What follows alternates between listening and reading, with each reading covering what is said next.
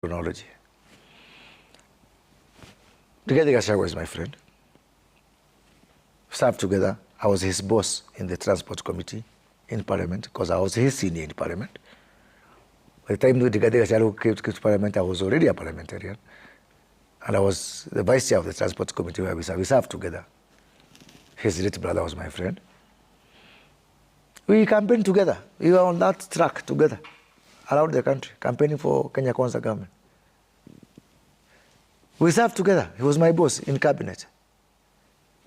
We had our own differences of opinion, but we never disagreed publicly or anything.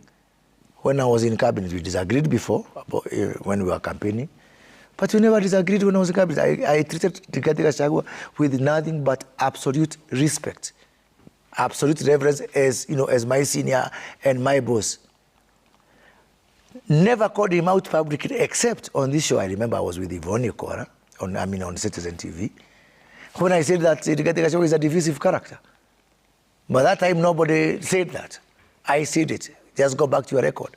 And I remember Yvonne asking me on this TV, do you think the deputy president is a divisive? I said he's a divisive character. Yeah? I called him out because when it comes to things like those, for me, it's personal. For me, it gets very personal. You remember, even after cabinet reshuffle, there was one of your colleagues, Professor Ngugi, Joroge Ngugi, who was being buried in some place in Subukia. And I stood there. Again, go back to records.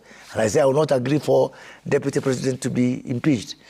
But unfortunately, the former deputy president, the impeached deputy president, did not do himself a lot of favors.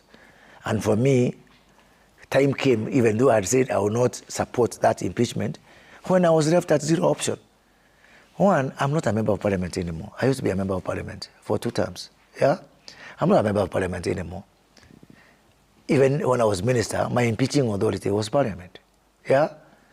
When somebody goes out there and saying, by December, all of you will be dead men and women walking, is that very wise? Is that very wise?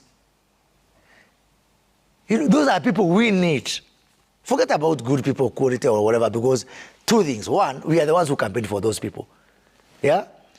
Kenya Kwanza enjoys majority in parliament. So if they are bad people, it is also